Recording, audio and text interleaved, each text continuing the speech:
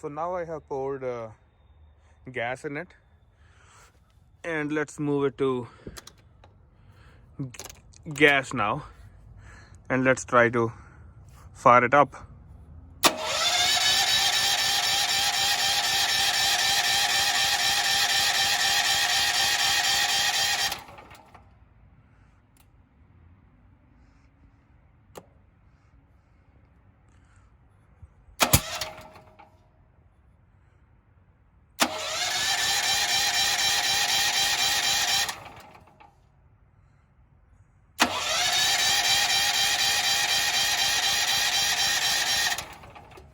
So seems like we are missing something. There are some instructions which I am not following.